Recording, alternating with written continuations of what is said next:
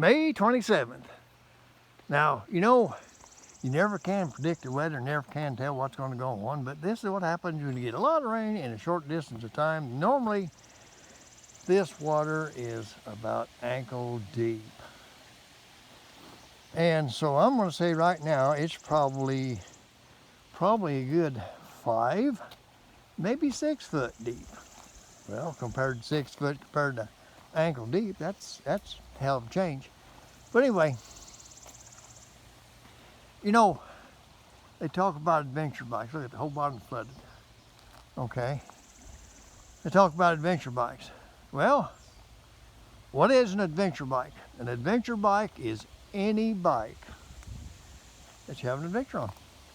It can be a damn Cushman scooter. You know, and whenever these people try to put it out that you got to have a specific type bike for this, or you got to have a specific type bike for that, well, they're not telling you the exact story, okay? Like I said, an adventure bike is any bike that you have an adventure on, period. Now, there is certain types of riding that you can do, and certain type of riding that you want to do, and that's when you start getting bike specific, okay? But all in all, most of us, like I said, especially here in central Illinois, the land of confusion, we don't have access to BDRs, and we don't have access to high mountain ranges, and we don't have accesses to deserts, all this kind of stuff. Don't get me wrong, we've got them in Illinois, but you got to ride about almost 2 to 3 hours to get to them, okay? And that's no big deal. And we're limited. But for an all-round do everything bike, this KLE 500 is a marvelous bike. I just have more fun. Okay, I haven't had this thing 2 months yet. Let me show you something.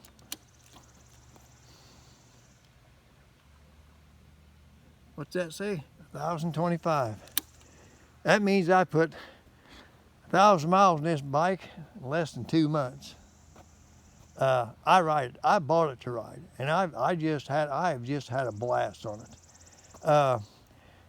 It's just one of those bikes you can do everything with it. Okay, now I'm not going down there and going to try to cross that water down there on that road there, because whenever water runs across the road like that, sometimes it washes out, and you might wind up with a hell of a hole. Well, I can swim, but the bike can't, so I ain't gonna do it.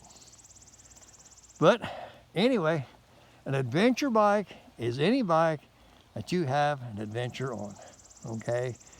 Now, with that being said, a bigger bike, a better bike, a more expensive bike does not make you a better rider.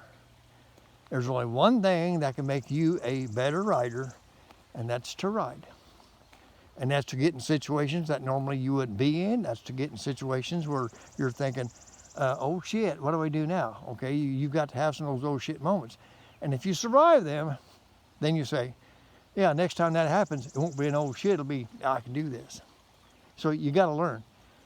And it takes time to learn.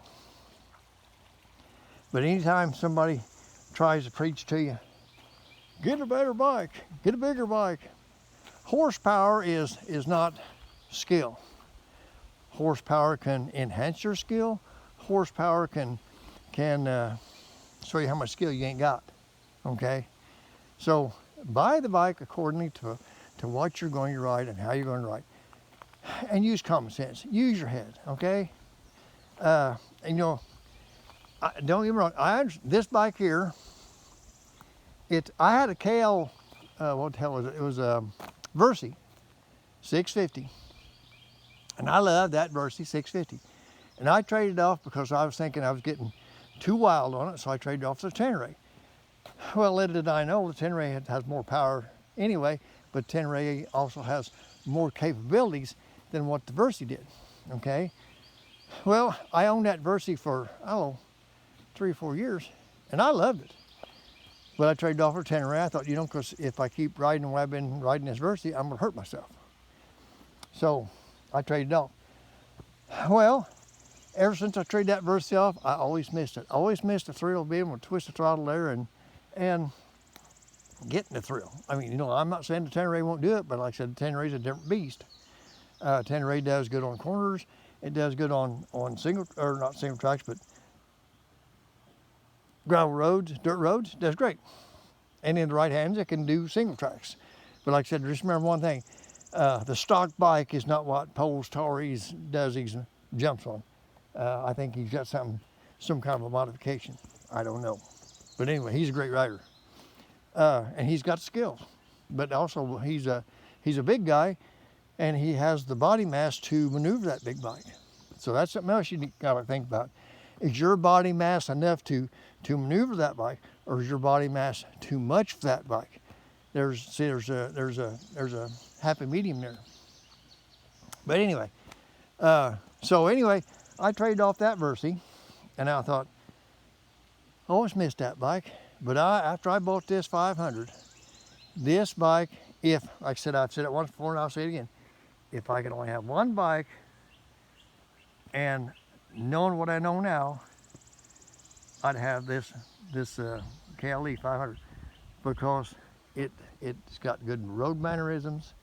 It has good twisties. It reminds me of the Versy 650. It's quick enough. It's got enough power, and I can do some gravel roads, back roads, and some light duty. And I always stress light duty off-road or single tracks. Now, and here's the thing.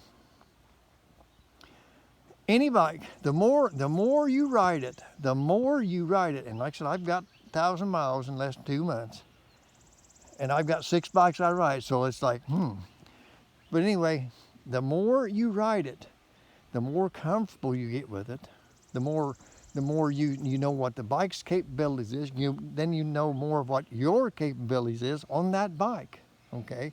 But every time you change bikes, it changes, because no bike's are the same. So, to become a better rider, take the bike that you got and go exploring. Have fun, okay? And like I said, if you're going to do something that you're not sure of, you're going to do something that you know is stupid, slow down. Slow down. Slow down.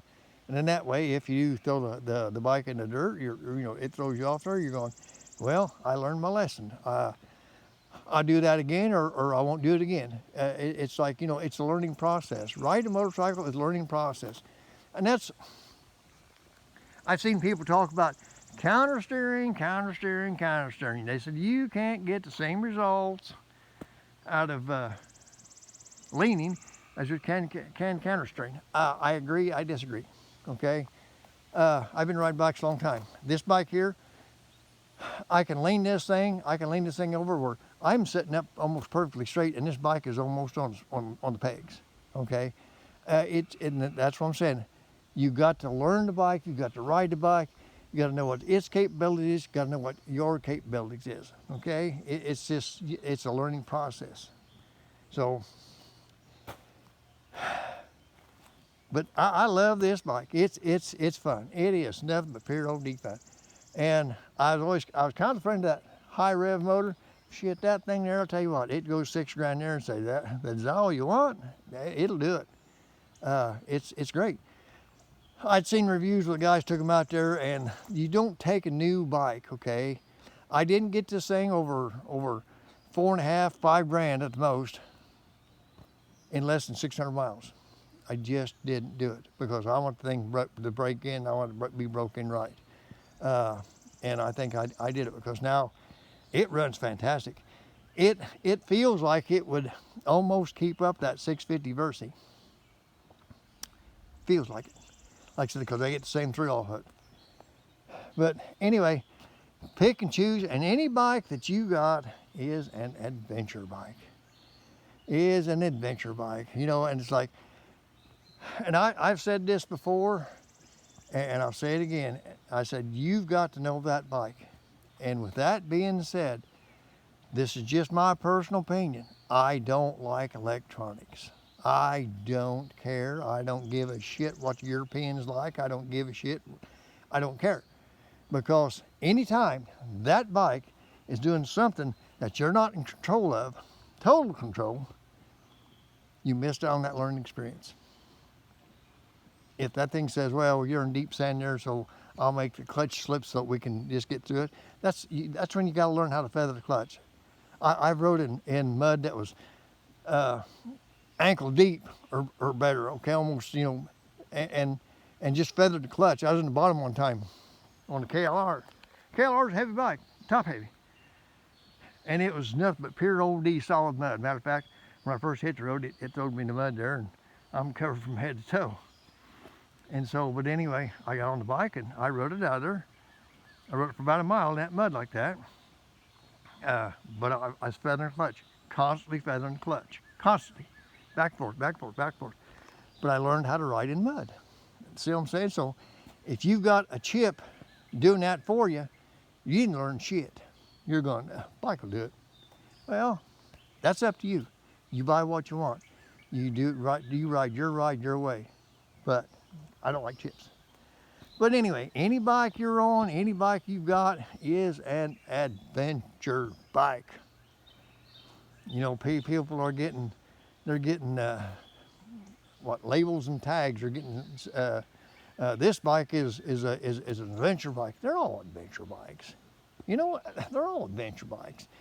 So it's just, and the adventure, it's like it doesn't start with the bike. It's where the bike takes you. It's what you do while you're on the bike.